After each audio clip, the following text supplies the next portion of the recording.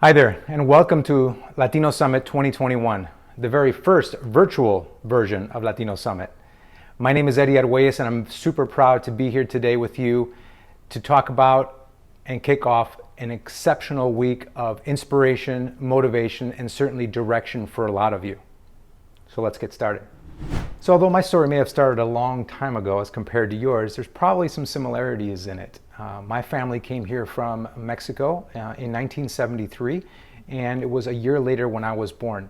And of course, like many immigrant parents, the goal is, of course, is to get you into school and start to learn English as quickly as possible, and that's what we did.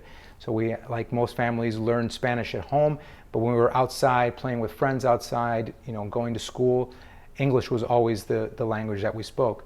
And I was fortunate enough to get good grades, and I studied because, of course, again, in an immigrant family, regardless of whether it's Mexican, South American, Latin American, any immigrants, there's so much emphasis on getting a good education so that you can then get out and do better and get a better job, whatever that is. But for a lot of us, that necessarily isn't clearly defined.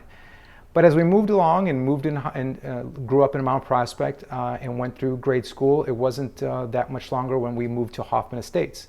And if some of you don't know, I am a graduate of Conant High School in 1992, class of 1992. And that's, of course, where I continued to grow up before I went to college. Graduated from Conant and then had my eyes set on going to Bradley University. And when I was in high school, although I was a good student and got good grades, I really felt that where I would really hit my stride would be when I got into college. I felt like high school wasn't the place for me, where I wasn't learning maybe what I wanted to learn or as fast as I wanted to learn, because I was always a very independent person and wanted to continue to push to the next thing, whatever it may have been. And as I grew up, I had all kinds of odd jobs while I was in high school, and obviously also too when I was in college to help pay my way. I was selling everything from knives door to door to selling used cars. I did it all, and that was something that really helped me, no pun intended, sharpen my skills when it came to talking to people and dealing with them and seeing kind of what it was that I could bring to them to make their lives better. And that's where the entrepreneurial spark really started to take shape. And it wasn't long after that when I decided that college wasn't for me.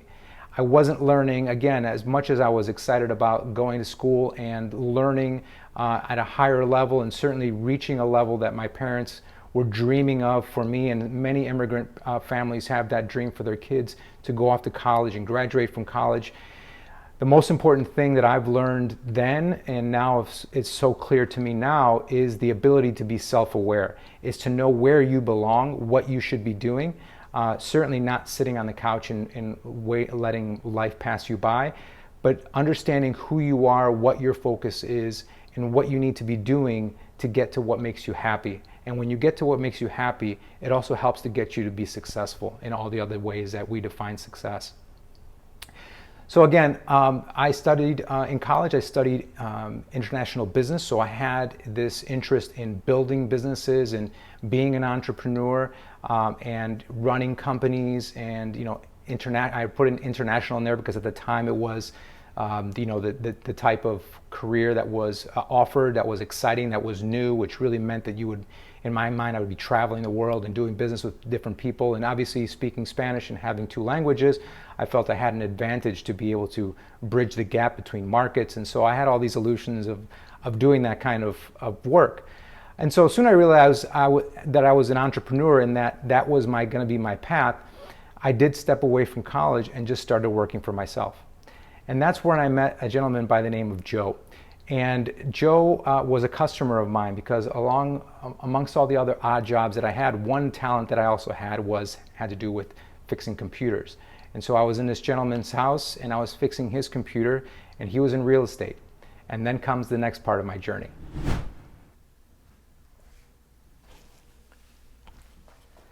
So right about now is when the soul searching starts to kick in. The debate in my head between everything that I've been taught by my parents, by the immigrant way of thinking of education first, and then trying to reconcile that with the experiences I've already had, just being out there and doing all these little, hustles and work, and the selling of the knives and the cars and all the other experiences that I've had,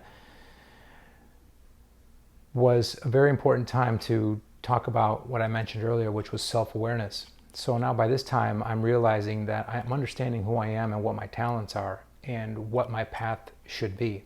Although you never know what the future will bring, you never know how things will work out, but there are certainly times in your life where you understand that there is a certain direction for you and you need to follow that. And if it means that you're going to be a doctor, well, then the formal education is the route for you.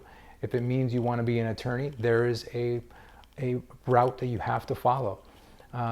But as I met this gentleman by the name of Joe, and I found out his successes in real estate and his ability to work his own schedule and work in a way that was very consistent with the way I liked to work, I found myself very excited about the prospect.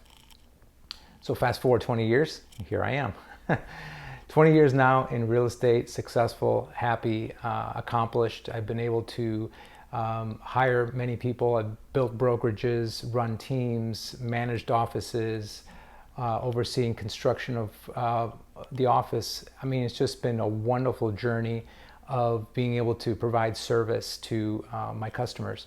And so as I smile to you and tell you this, it's because I was right. I was self-aware enough. I understood where my strengths were. I understood what my journey should be, even in the face of the naysayers, and even in the face of disappointing those closest to me, like my parents, of course, who had a different version of my life in their mind. But I think the most important part was to find what was meant for me. And that does not mean it substitutes work, or you're substituting hard work, that you are going to avoid learning and making mistakes, because that's all part of it. And it doesn't really matter what route you take, whether it's a formal one or an informal one where you're just learning from those that know more than you. You're going to make mistakes, but that's okay, because in the midst of it, you are on a journey that makes you happy, that makes you fulfilled. And even if you need to shift or alter that journey along the way because something else grabs your attention, or you refine your interests in a way where you now know that's where I'm supposed to be going, that's all part of the exciting part. So 20 years, obviously was able to get married and have two wonderful girls, and these are some of the topics that we talk about that I share with them. My daughters are 17 and 18, so very much similar ages to you, and so these are the kinds of things that I've helped them along the way with learning. Obviously, education is always going to be paramount when it comes to escaping poverty. And escaping poverty is one of those topics that is very present, especially in the mind of an immigrant family, those that are first generation, because a lot of them did not have the ability to even provide for themselves. And so escaping poverty and educating yourself to get, and combining that with what is driving you to get excited every single day to get up and do, that's the magic combination. So, okay, by now you're saying to yourself, okay, great, Eddie, that all sounds wonderful, but how does that apply to me? And this is my favorite part, is giving you 6 practical steps as to how you can apply these thought processes to your success, especially as you move forward in your educational career and, of course, in your professional career, because these are things that I reflect on a regular basis, even still to this day. So number 1, focus on what interests you. Keep thinking and honing in on those things that you really get excited about. This goes back to the topic I talked about earlier about self-awareness. Really understanding where your strengths lie, where your interests lie, what gets you excited every single day. Focus on what interests you. Now this is a big one. Number 2, focus on drowning out the negativity. You are not for everyone, and not everyone is for you. And as a matter of fact, I'm going to read a text to you that I sent to a good friend of mine who's also a fellow real estate agent, who I really admire, who is very much a thoughtful person and is trying to do his very best. So I sent him this little reminder, which is exactly what I'm sharing with you today. And I'm going to read you the exact message to him. Hey buddy, just as a follow-up to your post about close circles. over the past few years, I have really become comfortable with the notion of you are not for everyone and everyone is not for you. The idea and acceptance that who you are and what you give is not meant for the masses. It is meant for a select few that value what you value, and to that audience, you are an incredible asset. This then relates to the importance of close circles, which then enables the speed and growth within that tight group. Continued success and blessings to you, my friend. And he was absolutely appreciative because he's going through something that this really applies to him. And so these are lessons not only that I'm trying to impart to you at your early age, but these are things that carry on for your entire adult life, not only in your personal life, but also in your professional career. All right, number 3, be honest with yourself about what you like and what you don't like. You know, so much of our background, our upbringing was focused on what we are told we should like, or what we are told you should be focused on, or what we are told should be important to you. And a lot of those things, because we're raised in the same family and have a similar culture, those things do carry with us as just as part of who we are, who our background is. But don't be afraid to think outside of what people expect of you, especially if it's not consistent with who you are and what you like and where your talents lie. Number 4 is one of my favorites, and it's actually one that I think is the most fun and it adds so much to your life. And that is, do not be afraid to try many things.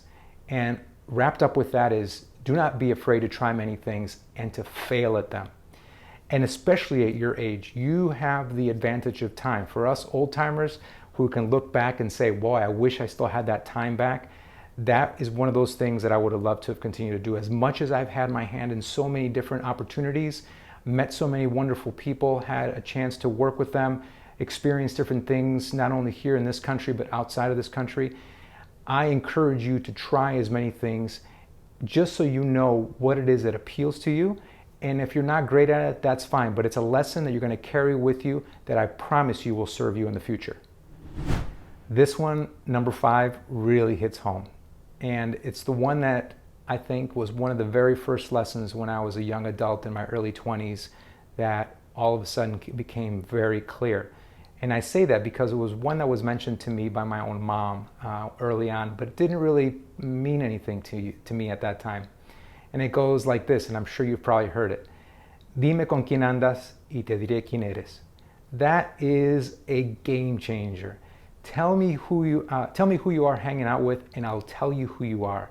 That plays on so many different levels. Always take inventory of who your circle is.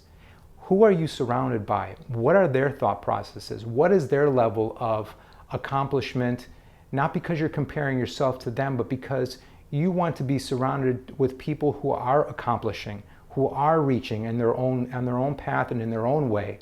Those are the ones that you want to be surrounded yourself with. You don't want to be held back by people that are not moving in a forward direction, because that kind of energy just drains, that negative energy drains your positive energy.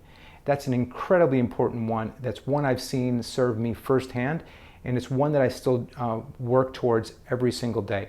Surrounding myself, putting myself in situations where I'm in a room, in an environment, in a situation where there are people that I can learn from. And finally, number 6, don't be afraid to ask for help. That one's a big one too. Especially when you get to a point in your career like myself where I've accomplished enough things where the first thing that comes to mind is to be able to turn back and reach back behind me and help the next person come up along as well. So there are always going to be people that have lived it, that have experienced it, that have gone down a similar path, that are willing to look back, lend a hand, and help you back up. Pull you up because you've fallen in the moment, or to fill you with new knowledge and a new direction and a re-energized feeling about the path that you're on, and that you are on the right path, or that you need to maybe adjust. But having those people to be able to reach back and ask for help, everyone from your guidance counselors right now, to a trusted family member, to a trusted friend, to the person that you admire professionally that lives in your neighborhood, any and all of those people are always willing to give you a hand. And if you can't find the answers, ask the next person. So as I leave you today, remember one thing: I am you.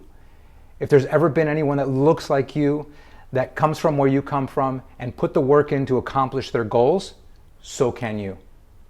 Remember, I want you all to enjoy this incredible Latino Summit 2021.